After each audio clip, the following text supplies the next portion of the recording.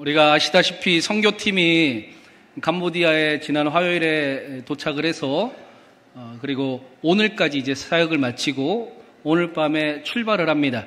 내일 아침 7시 정도에 한국에 도착을 하게 됩니다. 선교팀이 마지막 사역까지 잘하고 오도록, 또 건강하게 돌아올 수 있도록, 또 돌아와서도 잘 회복하고 또 증인의 삶을 이어갈 수 있도록 함께 기도해 주시길 부탁을 드립니다. 지난주에 주일에 그 선교 파송 예배를 드리고 나서 제 마음에 선교를 같이 따라갔다 와야 되겠다 싶은 마음이 강하게 들었어요. 그래서 표를 끊었습니다. 선교팀보다 1시간 빠른 표를 끊어서 선교팀보다 조금 일찍 캄보디아에 도착을 했습니다. 그리고 손을 흔들면서 우리 선교팀이 나오는 거를 마중을 해주면서 응원을 했는데 그렇게 좋아하는 것 같지는 않더라고요. 네. 한국 시간으로 새벽 2시에 도착을 했거든요. 그리고 4시 정도에 잠이 들어서 잠깐 잠을 자고 아침 경건회부터 시작을 일정을 함께 동행을 했습니다. 표가 돌아오는 표가 주일을 섬기려면 금요일 아침에 돌아오는 표밖에 없어서 2박 3일 동안 함께 동행을 하고 왔는데 첫날 아침에 아침 경건회를 하면서 하나님이 저에게 붙들리게 하시고 제가 또 붙든 말씀이 있었습니다. 아침 경건회 말씀이었는데 누가복음 17장에 10명의 나병 환자가 고침을 받은 사건에 대한 말씀이었습니다. 누가복음 17장 11절에 보면 예수께서 예루살렘으로 가실 때에 사마리아와 갈릴리 사이를 지나가시더니 라는 말씀이 있어요. 예수님께서 예루살렘으로 가시는 그 길목에 사마리아와 갈릴리 사이를 지나쳐 가셨습니다. 성경에 예루살렘은 하나님의 도성, 천국을 의미할 때 사용이 되기도 합니다. 그래서 예수님께서 하나님 나라를 가시는 그 길에 사마리아를 들리셨다라는 말씀이 저에게 이렇게 확 와닿는 거예요. 그러면서 저에게 드는 생각이 하나님 나라를 향해 가는 그 길에 우리를 캄보디아 땅에 들리게 하셨구나. 예수님이 캄보디아 땅에 가신 것처럼 하나님께서 예수님을 대신해 우리를 캄보디아 땅에 밟게 하셨구나 라는 생각이 많이 들었습니다. 그런데 예수님이 사마리아와 갈릴리 사이를 지나갈 때 10명의 나병 환자가 고침을 받았거든요. 제 마음속에 캄보디아 선교팀이 캄보디아 사역을 할 때 병든 자가 동일하게 고침을 받고 하나님의 능력이 나타나겠구나. 모든 어두움이 그곳에 있는 어두움이 떠나가고 그리스도의 밝은 빛이 비출 것입니다. 절망과 아픔과 슬픔과 괴로움이 소망의 빛이 비춤으로 기쁨이 되고 능력이 되고 희락이 되는 일들이 선교팀을 통해 나타나게 될 것입니다. 이 믿음과 이 말씀을 붙들고 선교지에 있는 내내 함께 기도하며 돌아왔습니다. 그리고 지금도 이 믿음을 붙들고 함께 선교지와 또 캄보디아 땅을 위해 기도하고 있습니다. 우리 선교팀은 오늘 한국 시간 3시에 마지막 사역을 합니다. 이제 그동안 준비한, 그동안 수고한 모든 것을 끌어모아서 사람들을 초청하고 또 공연과 또 모든 예씀을 통해 예수 그리스도를 증거하는 시간을 갖습니다. 그 선교 예배를 위해서 함께 기도해 주시기를 부탁을 드립니다. 병든 자가 고침을 받고 하나님의 능력이 나타나고 그 땅의 모든 어두움이 떠나가고 그 땅에 다시 소망의 빛이 임하여 그 빛을 붙들고 살아가는 일이 나타나도록 함께 기도해 주시길 부탁을 드립니다. 그 일이 함께 이루어질 줄로 믿습니다. 오늘 말씀에 사도 바울 역시 이러한 믿음을 붙들고 말씀을 붙들면서 기도하면서 살아가는 사람이었습니다. 사도 바울은 우리가 잘 알듯이 눈에 보이는 것으로 삶을 판단하며 살아가지 않았습니다. 하나님이 주시는 약속, 기도했을 때의 응답, 하나님의 말씀을 붙들며 살아가는 삶을 살아가는 사람이었습니다. 믿음으로 실제로 걸어본 사람입니다. 그래서 에베소의 아데미의 엄청난 신전과 그 신전의 위용과 능력이 대단함에도 불구하고 전혀 주눅들지 않고 복음 전하기를 주저하지 않았습니다. 아데미 여신보다 하나님이 훨씬 크시다라고 전하는 사람이었습니다. 아데미 여신보다 하나님이 훨씬 크십니다. 세상의 큼보다 하나님이 더 크십니다. 에베소의 아데미 여신은 영적인 일뿐만 아니라 실질적인 생활에도 연관이 깊이 들어와 있었습니다. 에베소에는 아데미 여신의 덕을 보고 살아가는 사람이 꽤 많았습니다. 그래서 지난주 말씀에 함께 나누었듯이 데메드리오라 하는 은세공장이가 아데미 여신 신상을 만들어 판매하는 일이 작지 않은 돈벌이가 되는 큰 사업이었다라고 말씀을 드렸습니다. 그래서 27절 말씀에 우리가 오늘 27절부터 일부러 읽었는데 데메드리오가 하는 말이 바울이 전하는 복음, 하나님의 말씀으로 인해 우리 아데미 여신이 무시를 당하기도 하지만 그런데 그것보다 앞서 더 큰 문제는 뭐냐? 우리의 생계가 어려워진다. 우리의 풍족한 생각을 잃어버릴 수 있다라는 게 바울을 말리는 이유였습니다. 하나님을 믿으면 우리가 손해다라고 이야기를 했던 것입니다. 이게 우상숭배의 본질입니다. 하나님을 믿으면 손해볼 것 같고 우상숭배를 하면 내 삶에 이익이 올 것 같습니다. 이게 우상숭배입니다. 그래서 하나님의 말씀을 믿고 또 하나님을 믿고 살아가는 일은 사실 쉽지는 않습니다. 우리도 어렵습니다. 하나님이 우리를 찾아오셔야, 우리가 하나님을 만나야, 성령으로 우리가 충만해져야 우리에게 우상숭배에서 벗어날 수 있는 힘이 생깁니다. 바울도 마찬가지였습니다. 부활하신 예수님이 바울을 찾아오셨습니다. 그리고 바울이 고백하기를 예수님이 나를 찾아오셔서 내가 어둠 가운데 있었는데 이제는 빛 가운데 거하게 하시고 죽음의 권세에 매여 살아가고 있었는데 이제는 하나님의 속한 삶을 살아가게 하시고 하나님의 자녀로 당당히 하나님의 유업을 누리는 삶을 살아가게 하셨다라고 고백을 합니다. 그렇기 때문에 바울은 사람의 손으로 만든 그 아데미를 신이라 믿는 그 거짓됨을 모른 척할 수가 없었습니다. 모두가 불나방처럼 멸망을 향해 나아가고 망해가는 그 길에 그래도 나는 괜찮겠지 하고 착각하는 세대에 아무 말도 하지 않을 수가 없었습니다. 자신 안에 말씀하시는 하나님이 계셨기 때문입니다. 그래서 사도 바울은 에베소에 하나님의 말씀으로 인해 소동이 일어날 것을 분명히 알고 있었지만 사람들 간에 혼란이 일어나고 분쟁이 일어날 것을 알고 있었지만 정직하게 하나님의 말씀을 전하는 선택을 합니다. 그리고 오늘 말씀에는 실제로 에베소에 소동이 일어났다라고 말씀하고 있습니다. 그 장면을 28절과 29절이 이렇게 설명을 하고 있습니다. 우리 28절과 29절을 먼저 한번 읽어보겠습니다. 그들이 이 말을 듣고 분노가 가득하여 외쳐 이르되 크다 에베소 사람의 아데미여 하니 온 시대가 요란하여 바울과 같이 다니는 마게도냐 사람 가이오와 아리스다고를 붙들어 일제히 연극장으로 달려 들어가는지라. 데메드리오에게 선동당한 에베소 사람들은 분노하여 온 시대를 요란하게 소동을 일으켰습니다. 그들이 일제히 바울과 함께 있었던 가이오와 아리스다고를 붙잡고 그리고 연극장으로 달려 들어갔습니다.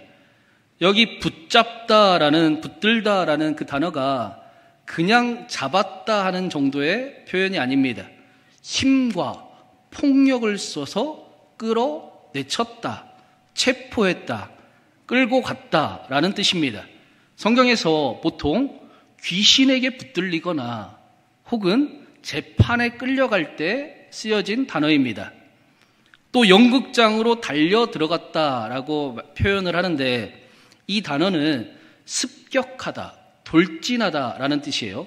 이 단어가 언제 쓰였냐면 귀신이 돼지떼에 들어갔을 때 그 돼지떼가 바다를 향해 돌진했다 할 때 사용이 됐습니다. 데메드리오에게 선동되어 바울의 일행을 붙잡아 연극장으로 달려간 사람들의 모습이 꼭 귀신 들린 사람들의 모습과 같았습니다. 우상 숭배에 매여 있는 사람들의 모습이 귀신 들린 사람들의 모습과 별반 다르지가 않았습니다. 그리고 이들의 모습이 어떠한 상태였는지 32절에서 이렇게 설명을 해주고 있습니다. 우리 32절도 한번 읽어보겠습니다. 사람들이 외쳐 어떤 이는 이런 말을 어떤 이는 저런 말을 하니 모인 무리가 분란하여 태반이나 어찌하여 모였는지 알지 못하더라. 에베소의 그 원형 극장이 지금도 꽤 잘 보존이 되어 있는데 당시 이 원형 극장의 수용 인원은 2만 5천 명이었다고 합니다. 29절 말씀에 보면 에베소의 온 시내가 요란하고 일제히 연극장으로 들어갔다라고 말씀을 했어요. 그러니까 엄청난 인파가 소동을 일으키며 연극장에 아데미 여신과 자신의 생업을 위해 분노하며 모여들었다라는 것입니다. 자연스럽게 엄청난 소리가 났을 것이고 인파로 인해 에베소는 들썩였을 것입니다. 그런데 특이한 점은 그들마다 외치는 소리가 달랐다라고 말씀합니다. 어떤 사람은 이 말을 하고 어떤 사람은 저 말을 하고 있습니다.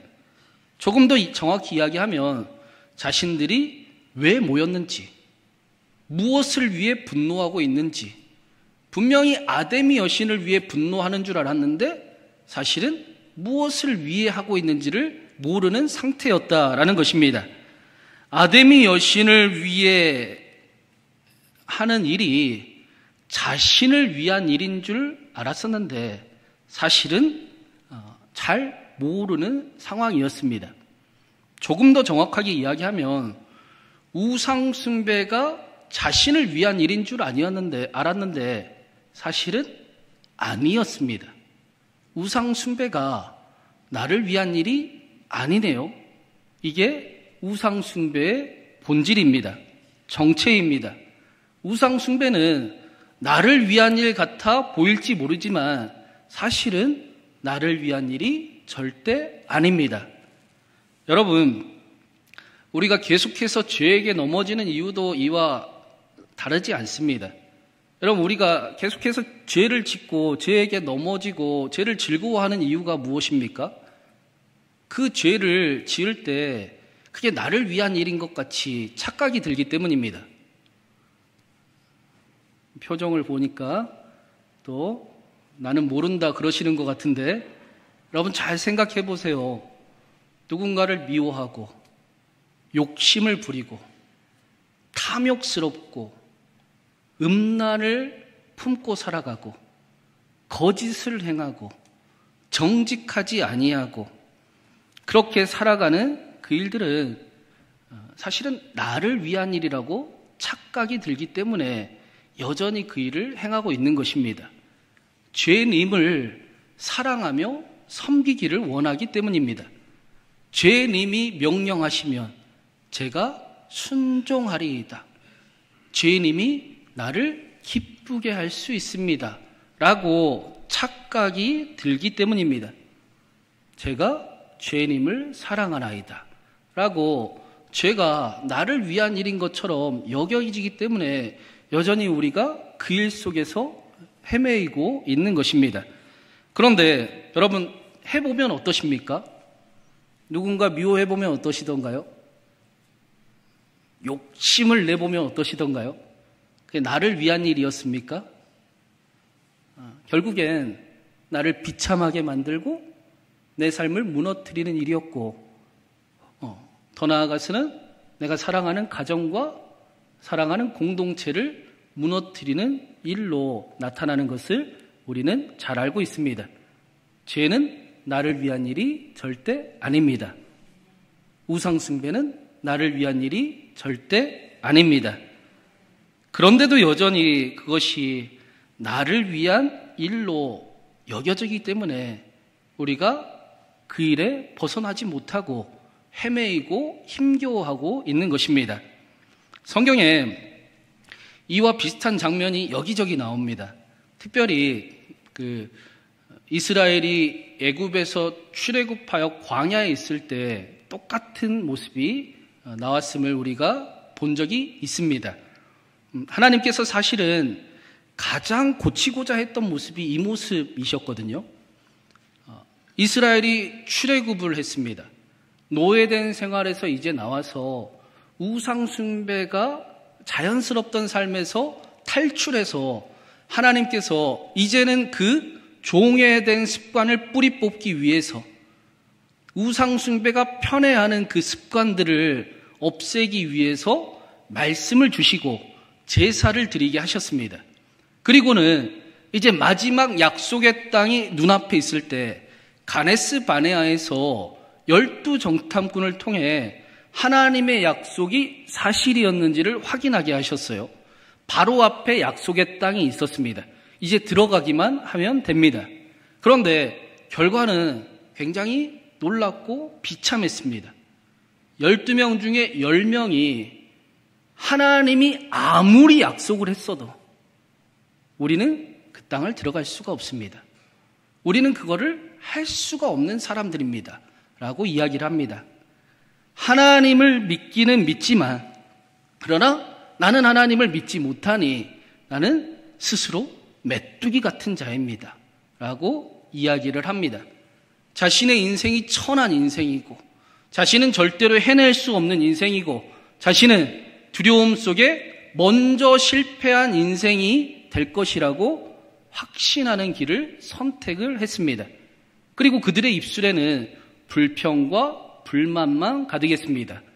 믿음이 보이지 않으니 믿음의 능력이 나타날 리는 전혀 없었을 것입니다. 그리고 더 문제는 당시 이스라엘 백성 모두가 스스로 어른이라고 생각했고 스스로 지혜로운 판단을 하고 있다라고 신뢰했던 모두가 10명의 말을 쏙 믿었습니다. 10명의 말이 맞다.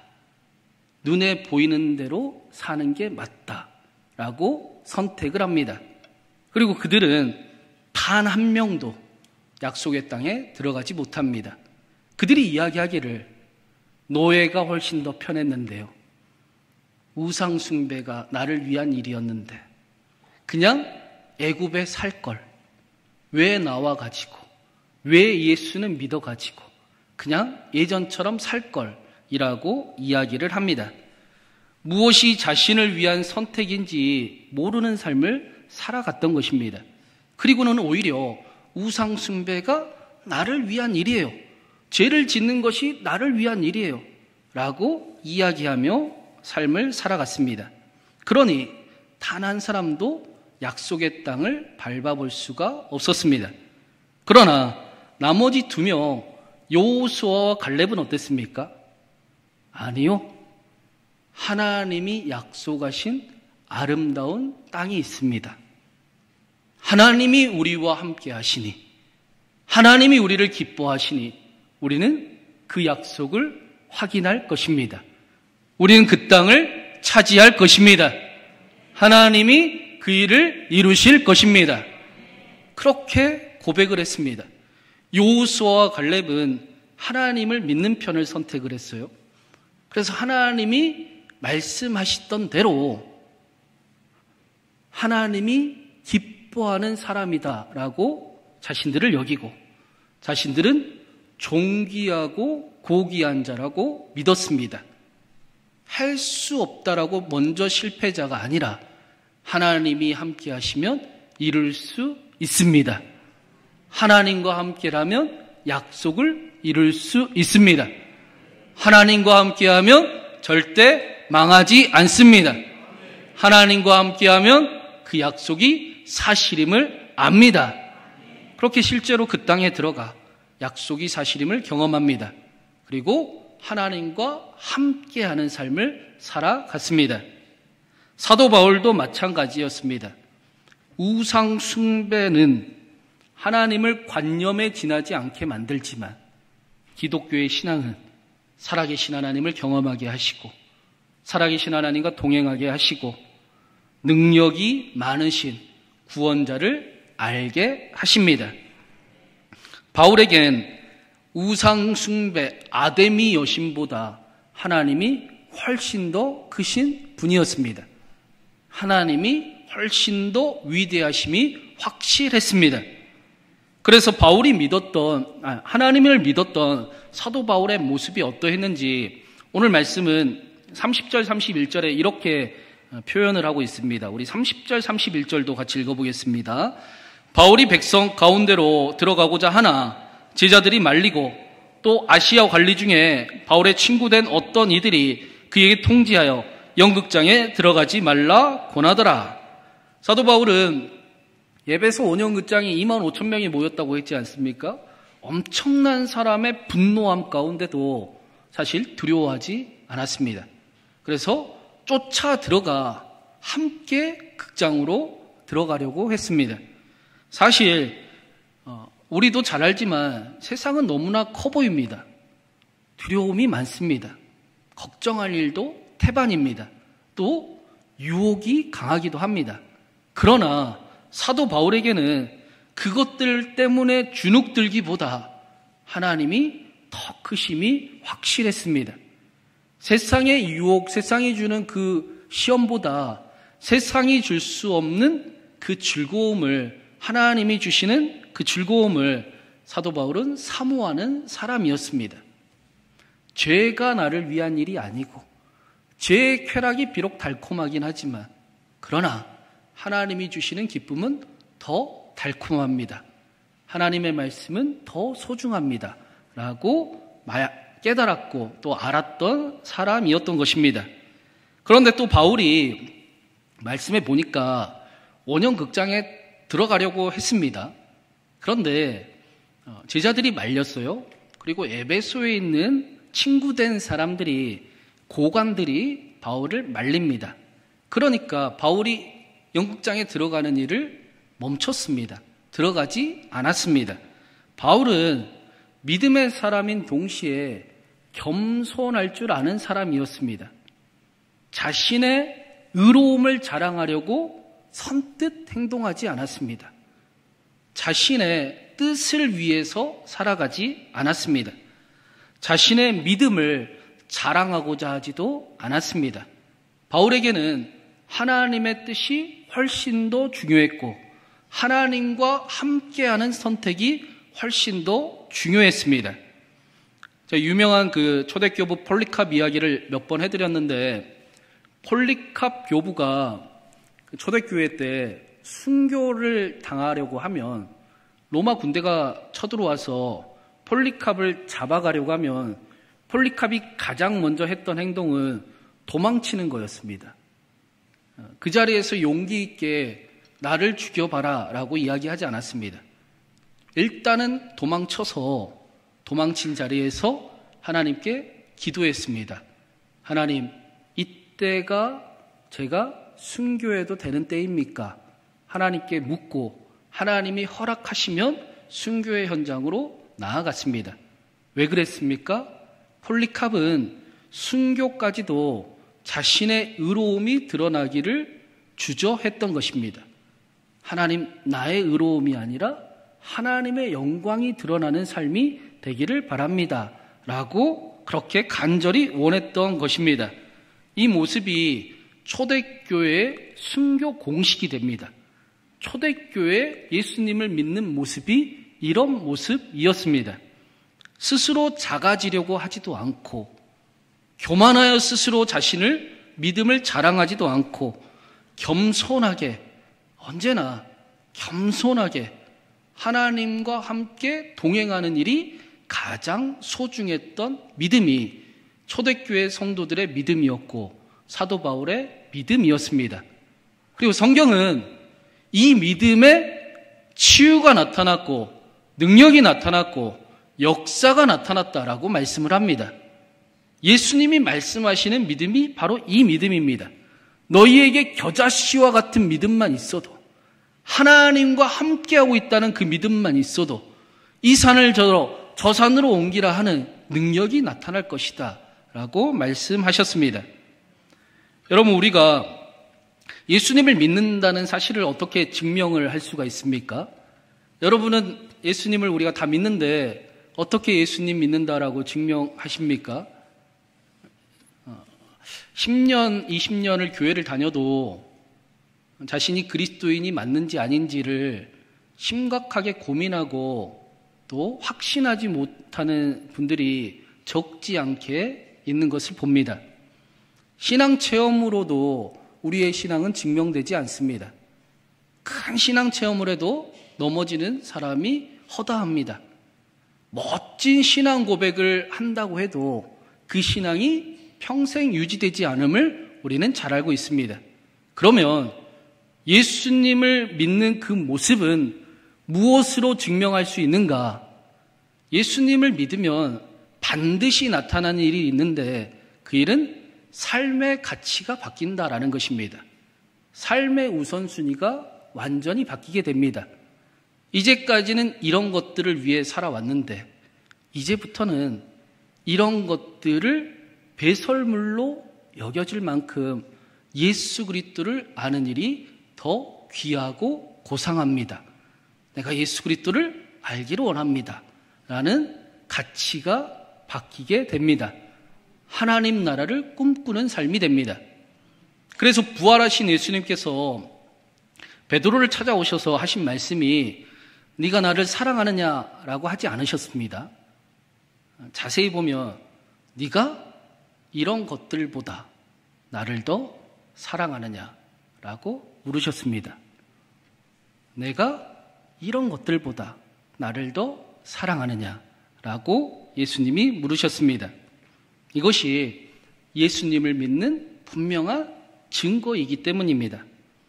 때로는 유혹이 오고 마음이 흔들릴 때도 있지만 그러나 우리 안에 이런 것들보다 나는 예수님을 더 사랑하기를 원합니다.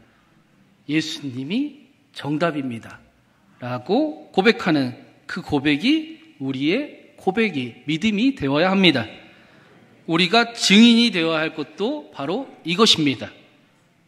그리스도의 증인이 된다라는 것은 내가 세상에 이런 것들보다 더 예수님을 사랑하게 되었습니다. 나는 예수님이면 충분합니다. 예수님이 책임지실 수 있습니다. 라는 증인이 된다라는 것입니다. 스스로 낮아질 필요도 없고 스스로 교만하여 높아질 이유도 없고 하나님과 동행하는 삶을 살아가게 하신 예수 그리스도와 함께하는 삶을 우리는 증언하는 것입니다. 오늘 말씀에 마지막으로 41절에 보면 결국 이에 그 모임을 흩어지게 하니라 라면서 에베소의 소동이 끝이 납니다. 여기서 이 모임이 흩어졌다 할 때 이 모임은 헬라어로 에클레시아라는 단어입니다. 이 에클레시아를 우리는 교회라고 부릅니다. 그래서 오늘 말씀 제목을 에클레시아로 정했습니다. 41절에 나오는 그 모임이 에클레시아입니다. 그런데 우리는 지금 이 모임이 교회가 아닌 것을 잘 알고 있습니다. 자신을 위해서 모였던 에클레시아. 그래서 무엇을 위해 살아가는지도 모르고 허우적대는 에클레시아. 우상 숭배를 위해 모인 에클레시아. 그래서 결국에는 흩어질 수밖에 없었던 에클레시아를 우리는 교회라고 부르지 않습니다. 지금 우리가 사는 이 시대도 마찬가지입니다. 세상은 모두 다 보면서 교회라고 부를지 모릅니다. 그러나 우리는 하나님 대신에 자신을 위해 모인 곳을 교회라고 부르지 않습니다. 하나님 나라가 아니라 자신들의 왕국을 세우려는 모임을, 그 탐욕스러운 그 공동체를 보고 우리는 교회라고 말하지 않습니다. 우리는 예수 그리스도를 따르는 교회, 그래서 삶의 가치를 발견하고 무엇을 위해 살아가야 되는지를 분명히 아는 교회, 하나님 나라를 구하는 삶에 모든 것을 책임져 주시는 하나님을 경험하는 교회, 하나님께서 살아계시고 능력을 나타내시며 병든 자를 고치시고 치유의 역사도 허락하시고 모든 어두움을 빛으로 물리치심을 경험하는 교회, 때로는 유혹이 오고 마음이 흔들릴 때도 있으나 그러나 이런 것들보다 더 예수님을 사랑한다고 고백하는 신광교회를 다니고 있습니다. 우리는 그런 교회가 되어야 합니다. 우리는 그런 교회를 만들어야 합니다. 사랑하는 여러분, 새해 하나님께서 저와 여러분에게 더 큰 사랑을 가득 부어주시길 바랍니다. 우리가 먼저 하나님을 사랑하는 것이 아니요, 하나님이 우리를 먼저 사랑하셨기 때문입니다. 그래서 저와 여러분 모두가 이런 것들보다 더 예수님을 사랑합니다 라고 고백할 수 있고, 하나님의 살아계심이 경험이 되고 병든 자가 치유함을 받고 하나님의 능력이 경험되고 하나님의 책임지심을 경험하며 하나님의 나라를 이루어가는 저와 여러분 되기를 고귀하고 존귀한 한 해가 되기를 주님의 이름으로 축원합니다.